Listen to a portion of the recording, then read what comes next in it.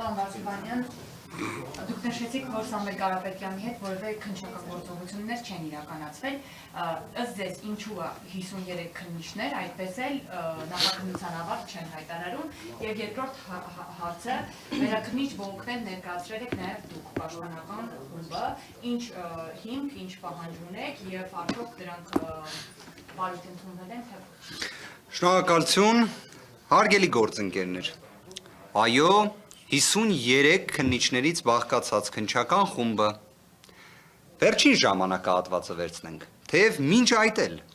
որևէ գործողություն Սամվել Կարապետյանի մասնակցությամբ չեն կատարում։ Այսինքն հարց է չի առաջանում, քրեական վարույթ, որ հարուցում եք, մարդուն մեղադրանք, որ առաջադրում եք, պետք է գիտակցեք, չէ՞ որ անձը անմեղ է, քանի դեռ հակառակը օրինական ուժի մեջ մտած դատավճռով չեք ապացուցել։ Հետևաբար ինչ պետք է չէ լինի։ Քննչականը, որը ոչ թե մեղադրանքի կողմի մարմինն է,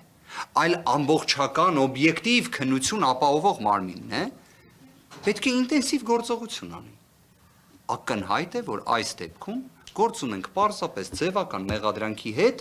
ամեն գնով կալանք պահելու հետ։ Այսքան բան, ստեղ ուրիշ բովանդակություն չկա,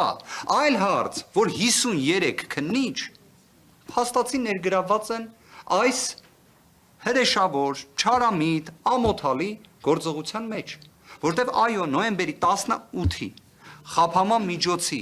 վերաբերյալ որոշման պայմաններում, երբ կալանքը երկարաձգվեց եւս 2 ամսով, քննչական մարմինը պետք է լիներ ամենաակտիվ, ամենաջանասեր մարմինը, բայց ունենք ճիշտ հակառակը, ունենք տոտալ անգործություն, ունենք ընդհանուր առմամբ ջանասիրության տապալում քննչական մարմնի կողմից, բայց զուգահեռաբար ունենք դատախազություն,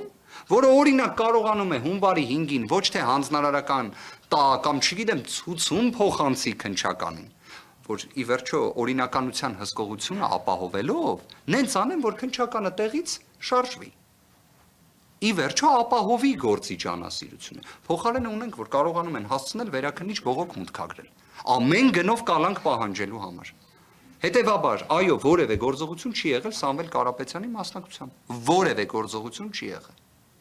Ինչ վերաբերում է բողոքին, դատական ակտի վերաբերյալ մեր կողմից։ Այո, այն ներկայացվել է, այո, այն վարույթ ընդունվել է։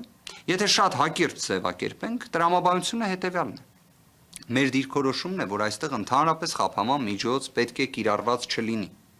Բայց եթե նույնիսկ դատարանը հաշվի առնելով քննչականի դատախազության եւ ընդհանուր քաղաքական հետապնդման այս տոտալ մթնոլորտը, որը տեսնում ենք, եթե մի խափաման միջոց պետք է ընտրի այնպիսինը, որ այն լինի համաչափ, բալանսավորված։ Երբ մենք խոսում ենք Սամվել Կարապետյանի մասին, մենք խոսում ենք անձի մասին, ով քաղաքական հայտ է ներկայացրել, դեռևս 2025 թվականի հուլիսի 4-ի իր հրապարակային ուղերձով, որը շարունակական է եղել, վերահաստատվել է եւ գնալով ել ավելի մեծ մասշտաբի է հասել։ Հիմա այդ պայմաններում, երբ անձին հրապարակային հայտարարություններ անելու սահմանափակում է կիրառում, դրանով ինչ ենք պատկերացնում։ Այսինքն դրանով մենք ժողովրդավարություն ենք պատկերացնում, քաղաքական իրավունքների իրացում ենք պատկերացնում։ Հիմքերից մեկը դա է, որ այն պետք է անհապաղ վերացվի։ Երկրորդը, երբ կիրառվել է գրավ եւ բացակայել ու արգելք, լրացուցիչ խափաման միջոցի էլ անհրաժեշտությունը ո՞րն է։ Ընդհանրապես դա առավել քան բավարար է։ Առավել քան։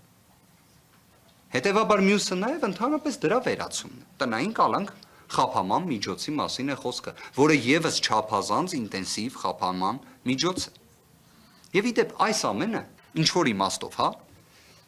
տնային կալանքի կիրառում, բայց նման տիտանական մասշտաբային սահմանափակումներով, համակցված այլ խափաման միջոցներով, վերաքննիչ բողոք նման օպերատիվությամբ, դատավոր Սուրեն Խաչատրյանին։ Հուսանք։ Ուղղակի մեկ հանգամանք նշենք։ Եթե պայմանականորեն այլ դատավորները քննարկում էին կալանքից անձին ազատելու հարց, հա, Սուրեն Խաչատրյանը դատավոր քննարկում է Սամվել Կարապետյանին կրկին կալանավորելու հարց, հա, այսինքն մի հանգամանք էլ հա բացահայտեմ, դատական նիստերից մեկի ժամանակ, սա մի քիչ ծիծաղելի է հնչում,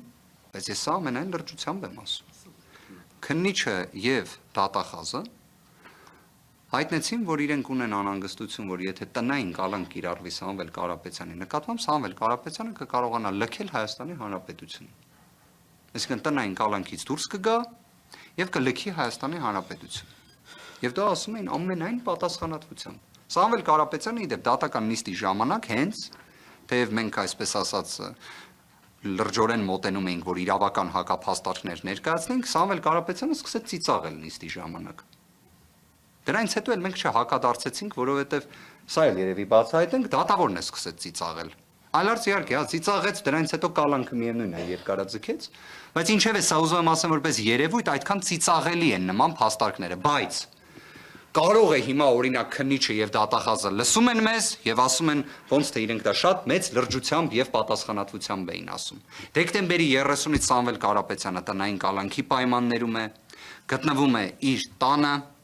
Իդեպ այս ժամանակահատվածում նույնիսկ մի քանի անգամ այցելել է բժշկական հաստատություն,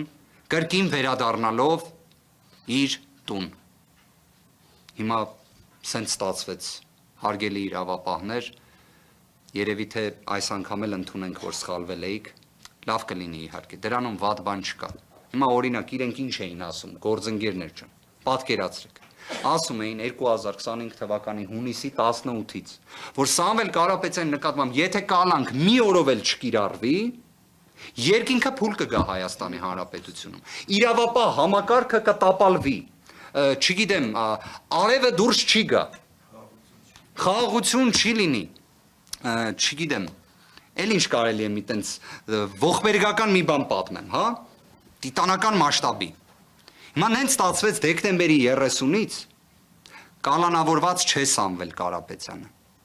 Ես օրինակ առավոտյան զարթնեցի, բացեցի պատուանը, որ տեսնեմ արդյոք երկինքը փուլ է եկել թե ոչ, փուլ չէր եկել։ Այսքանը գործընկերներ ջան։ Մի փոքր լրացում ձեր հարցի հետ կապված 1000 ներողություն եմ խնդրում։ Այ ասեցիք ինչն է խնդիրը, որ ավարտ չեն հայտնում ուղարկեն դատարան։ Որ դա շատ ակնհայտ ու ակնառու է։ Ավարտ չեն հայտնում ուղարկեն դատարան, որպեսզի հրապարակայնորեն հասարակությունը չտեսնի, թե ինչ խայտառակ քրեական գործի հետ մենք գործ եւ առնչություն ունենք։ Միակ պատճառը դա է։ Ուրիշ պատճառ ու փաստար գոյություն չունի։ Ավարտ չեն հայտնում, որպեսզի հասարակությանը նախաքննական գաղտնիքի քողի մեջ պահեն, թե բարդ քրեական գործ ենք քննում։ Ընդհանրապես գործողություն չի արվում։ Ընդհանրապես։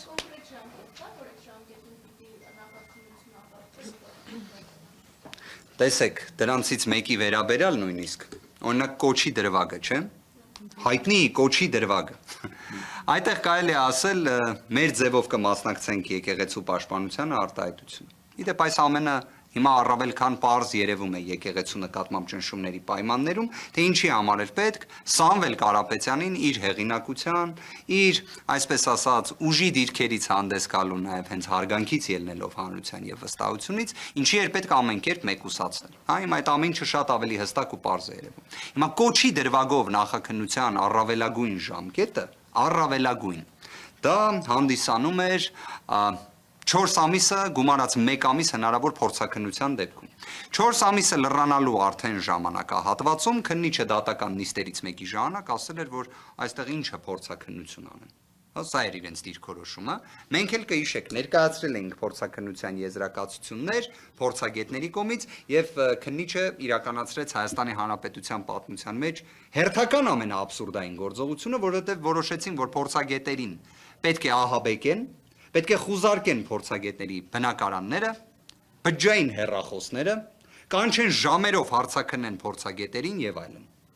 Սա է Սամվել Կարապետյանի գործով իրադարձությունները, որոնք տեղի են ունենում։ Ինչևէ, կոչի դրվագով ժամկետը պատկերացրիք։ Այնուհետև դե տնտեսական բնույթի աբսուրդային մեղադրանքներ ներկայացվեցին, որոնց այսպես ասած նվազագույն, ողջամիտ, բանական, չգիտեմ, ինչ ձևակերպում, տրամաբանություն նույնիսկ գոնե պետք է ունենա, չէ՞ մեղադրանքը։ Դրանցից ոչ մեկը տրամաբանություն էլ չի ունեցել։ Եվ այս պնդումը ոչ թե մեր պնդումն է, սա դատական ակտերով հաստատված պնդում է, դատական ակտերով։ Եվ չնայած այս ամենին, եթե նայում ենք առավելագույն ժամկետը, նախաքննության, դա 10 ամիսն է։ 10 ամիս։ Բայց Ժամկետը չի հաշվարկվում առավելագույնի տրամաբանությամբ։ Ժամկետը առաջնային հաշվարկվում է ըստ ներկայացրած միջնորդության եւ դրա շրջանակներում կատարած գործողությունների։ Վճռաբեկ դատարանը շուրջ 2-3 շաբաթ առաջ մի նախադեպային որոշում է ընդունել, որը վերաբերում է իդեպ, եթե չեմ սխալվում, թող ինձ ներեն, ամեն դեպքում անուն չեմ նշի, քաղաքապետարանի բարձրաստիճան պաշտոնատար անձանցից մեկի խափանման միջոցի փոփոխությանը, որը վերաբերում է կոռուպցիոն մի շարք դրվագների, որով իդեպ ոչ թե կալանք էր կիրառվել, այլ տնային կալանք։ Եվ վճռաբեկ դատարանը ի վերջո գտել է, որ այդտեղ գործողությունները ճիշտ են եղել։ Ես իդեպ եւս այդ կարծիքին եմ։ Կալանքը ծայրահեղ միջոց է, ամենածայրահեղ։ Բայց մենք տեսնում ենք, որ օրինակ երբևէ արատավորված չեղած անձինք ազգային բարերարից արքեպիսկոպոսներ, մինչև եպիսկոպոսները այսպես շարունակ անձին կալանավորվում են եւ նենց հա տպավորությունը ոնց որ քրեական դատավարության օրենսգիրքը որ բացում եք, այնտեղ ուրիշ խափանման միջոց չկա։ Այնտեղ սենց բացում ես, գրած է ամենտեղ կալանք։ Դե դատավորներն էլ, քննիչներն էլ, դատախազներն էլ ասում են ինչ կարող անել։ Միայն էտա գրված։ Հետևաբար ժամկետի տեսանկյունից ժամկետները խախտված են գործընկերներ։ Խախտված են։ Խախտված են եւ սա փաստ է։ Եվ դրա հաստատումը առաջնային նա է, որ մենք գործ ունենք անգործության հետ։ Շնորհակալ ենք, այլ հարց։